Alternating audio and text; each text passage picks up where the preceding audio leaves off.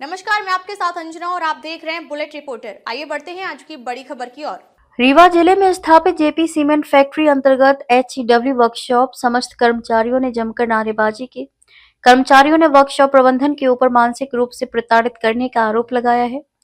रीवा जिले से लगभग 13 किलोमीटर दूर स्थित जेपी सीमेंट फैक्ट्री एक यूनिट जो कि HEW वर्कशॉप के नाम से संचालित हो रही है, जहां पर एक दिन से काम बंद हड़ताल पर सभी कर्मचारी बैठे हुए अपनी मांगों को लेकर के प्रबंधन के खिलाफ नारेबाजी कर आक्रोश प्रदर्शन कर रहे हैं।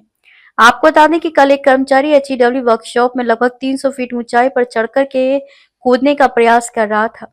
बताया जा रहा है कि प्रबंधन की तानाशाही रवैया से परेशान होकर यह आत्मघाती कदम उठाने पर मजबूर था, लेकिन वर्कशॉप पर मौजूद कर्मचारियों की सूझबूझ और मैनेजमेंट की समझाइश इसके बाद युवक नीचे उतर आया। HEW वर्कशॉप में मौजूद कर्मचारियों ने जानकारी देते हुए बताया कि कल जो युवक अपनी जान देने के लिए 300 फीट ऊंचाई पर चढ़ा था, मैनेजमेंट के समझाने इसके बाद नीचे उतरा और नीचे उतरने के बाद मैनेजमेंट अपनी मांगों से मुकर गया। कर्मचारियों ने जानकारी देते हुए बताया कि हमारा परिवार रोड पर आने की कगार पर है। हमें ना तो महीने में पूरी सैलरी मिलती है और ना हमें महीने में पूरी ड्यूटी करने देते हैं। हमें मानसिक रूप से प्रताड़ित करते हैं। हम लोगों से प्रताड़ना के कारण सभी कर्मचारी काफी परेशान हो गए हैं। इसी परेशानी के कारण हम अपनी जान तक गंवाने पर उतर जाएंगे। जब हम अपने घर जाते हैं तो हमें घर पर नींद तक नहीं आई कि कल के खाने की व्यवस्था हम अपने बच्चों को कैसे करेंगे। हमारी ये कंडीशन हो गई है कि मुझे अगले दिन का सोचना पड़ता है कि हम अपने बच्चों को आखिर खिलाएं तो क्या खिलाएं। अब बस आस बची हुई है कि प्रबंधन हमारी मांगे पूरी करता है या नहीं। कर्मचारियों का ये भी कहना है कि अगर हमारी मांगे जल्द से जल्द नहीं पूरी हुई तो हम एक बड़ा आंदोलन करेंगे, जिसकी संपूर्ण जवाबदारी फैक्ट्री वर्कशॉप प्रबंधन की होगी। जी बताइए। जी, मैं ये बोलना चाह रहा हूँ कि जब से हमारे MK सिंह साहब आए हैं, एक अधिकारी हैं, वो इतना शोषण कर रहे हैं कि जिसकी कोई सीमा नहीं है।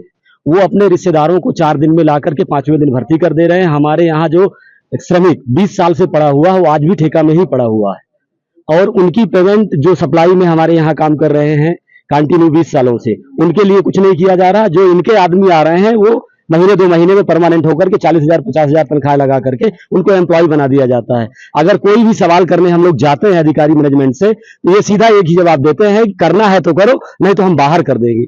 ये या तो ट्रांसफर की धमकी देते हैं या तो बाहर भगाने की धमकी देते हैं। इस परिस्थिति में हम किसके पास जाएं? हमारे पास कोई रास्ता नहीं बचता। इसलिए मानसिक रूप से परेशान होकर के आज एक व्यक्ति ऊपर चढ़ा है, कल दूसरे व्यक्ति का नंबर आएगा, परसों तीसरे व्यक्ति का नंबर आएगा।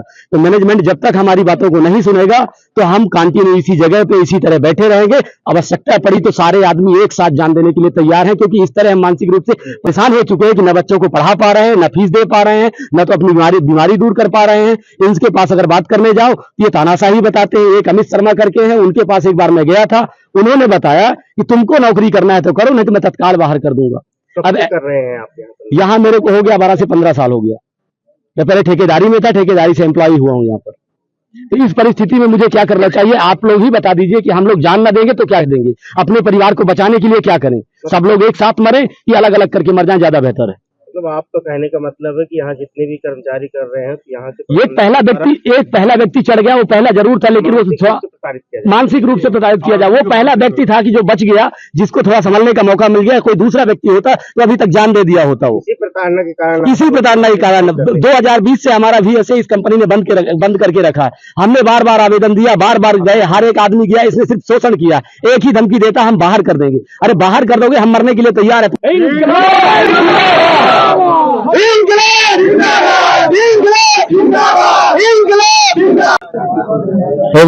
यहाँ HEW वर्कशॉप में कल से आंदोलन पर है। जी जी, क्या कहना है सर? हम लोग यहाँ आंदोलन में कल से इसलिए हैं कि कुछ हमारे बीच में ऐसी बहुत दिनों से कुछ चर्चाएं चल रही थी।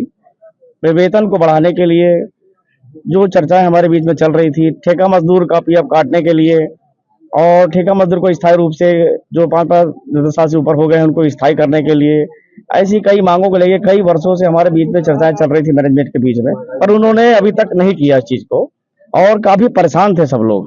और इस अधिकारी से वरिष्ठ अधिकारी के पास से इसका आवेदन भी दे चुका गया है, इसके 1 साल पहले भी दिया गया था, तो उन्होंने उस पर कोई कार्रवाई नहीं की। तो आखिर क्या है कि पूरा ही यहाँ पर जो मजदूर है परेशान है और अपनी आर्थिक स्थिति से जूझ रहा है। ना तो अपने बच्चों अभी आर्थिक स्थिति से जूझ रहा है और ना ही अपने बच्चों को पढ़ा पा रहा है, ना तो उसके पास फीस का पैसा है, ना तो अपने घर को चला पा रहा है।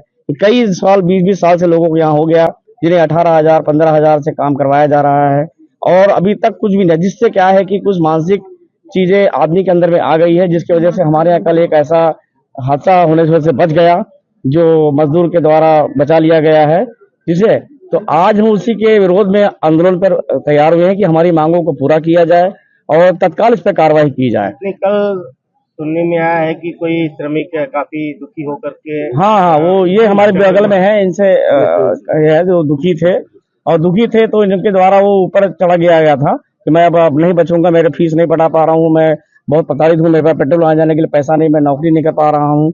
ऐसे कई प्रकार की उसकी मानसिक मतलब परेशानी थी, घर की परेशानियां थी, ये उसकी नहीं सारे लोगों की परेशानियां हैं और ये कई दिनों से चलते आ रहा था। इसमें एक आदमी ने हमारे ऐसे कदम उठा लिए थे तो उसको किसी तरह से कल हम लोग बचाए हैं और नीचे उतारा गया है और मैनेजमेंट के द्वारा समझाई दी गई कि आपकी सारी मांगों को माना जाएगा, आप नीचे आ जाइए। उसके तहत वो नीचे आया। जैसा कि आप लोग यहाँ पर स्ट्राइक किए हुए हैं, तो किन मुद्दों को लेकर के? उन्हीं मुद्दों को लेकर के हमारी मांगे है कि हमारा जो पैसा है बढ़ाया जाए। जो महंगाई आती थी हर 6 महीने पहले आती थी, उसको भी बंद कर दिया गया। जो मेडिक्लेम रहता था रिलायंस के द्वारा, कंपनी के द्वारा देते थे, तो उसको पहले तो फ्री में था, जबकि कारपोरेट की जो पॉलिसी है जीवन सुरक्षा का ऐसा कुछ करके पॉलिसी है जो कारपोरेट देती है हर मजदूर के लिए, तो ये लोग पैसे काटते हैं, जबकि वो फ्री में कंपनियां देती हैं, ये पर हेड के नाम पे काटते हैं। हर व्यक्ति का जो जैसे मतलब पूरे परिवार के लिए दिया जाता है और उसका मतलब जो पॉलिसी होती है, लेकिन ये पर हेड यानी पति, जैसे हम यहाँ काम कर रहे हैं तो यहाँ हमारा और पत्नी का नाम जुड़ा है, पत्नी का मतलब दोनों पर हेड, जबकि उसका पर हेड का जो है 2 लाख देते हैं, तो पर हेड के हिसाब से तो 2 व्यक्ति का होता है, पति पत्नी का तो 4 हो जाता है। लेकिन ये लोग क्या है कि शोषण करते हैं, ये 2 लाख में पर हेड और पैसे तो डबल काटते हैं, लेकिन इंश्योरेंस देते, जबकि ये कारपोरेट की होती, क्योंकि जब तक हम वो कारपोरेट की पॉलिसी है, जब तक हम यहाँ कंपनी में नौकरी करते हैं तब तक है, जैसे हम गेट के बाहर हो जाएंगे, ये छोड़ देंगे तो पॉलिसी खत्म हो जाएगी। तो ये तो पॉलिसी कंपनी की होती है, लेकिन पैसा मजदूरों को काटा जाता है। अब महंगाई के नाम पर कुछ नहीं है। पहले क्या होता था, आज से 4 साल पहले, यानी कि कोरोना काल से पहले हर 6 महीने में महंगाई आया करती थी, देते थे बीएसए के नाम पर, लेकिन इसके बाद में बंद कर दिया गया है। तो जो हम क्या नाम लिखते हैं आप? नाम लिखते हैं प्रवीण कुमार सिंह। अच्छा, कल आप ट्रेन पे चढ़े हुए थे, यहाँ किन मुद्दों को लेकर के आप ट्रेन पे चढ़े थे? आर्थिक तंगी से जूझ रहे हैं, इसलिए मैनेजमेंट का सिस्टम जो इसने सिस्टम बना के गलत सिस्टम बना के रखा है, लोगों को झूठा आश्वासन दे रहा है। साला इनका हर साल प्रमोशन हो, वर्कर का एक बार भी न हो प्रमोशन। इन सब मुद्दों को लेकर हमने आत्मघाती कदम उठाया और हमारे दोस्तों के द्वारा, हमारे साथियों के द्वारा उनके बातों को सुनकर आज मैं लोगों के बीच में हूँ। क्या वार्तालाप हुई आपकी? मैनेजमेंट बोला था कि हम हर बात पूरी करेंगे, आपकी पूरी बात सुनेंगे, लेकिन नीचे आने पर वो हर बात से मुकर गया, बोलता है कि हमने ऐसा बोला ही नहीं। यहाँ मैनेजमेंट कौन देखते हैं? एमके सिंह जी। अब तक के लिए बस इतना ही, फिर मिलते हैं कुछ ऐसी ही बड़ी खबर के साथ। तब तक के लिए नमस्कार और देखते रहिए बुलेट रिपोर्टर। अगर आपको वीडियो पसंद आई हो तो लाइक करें व शेयर करें। ऐसे लेटेस्ट अपडेट पाने के लिए बेल आइकन प्रेस करना ना भूलें। अगर आप हमें फेसबुक या फिर इंस्टा के माध्यम से देख रहे हैं तो हमारे पेज को फॉलो जरूर करें। धन्यवाद। नए वीडियोस एवं ताज़ी खबरें मिलती रहें, इसके लिए हमारे चैनल को लाइक, शेयर और सब्सक्राइब करना ना भूलें।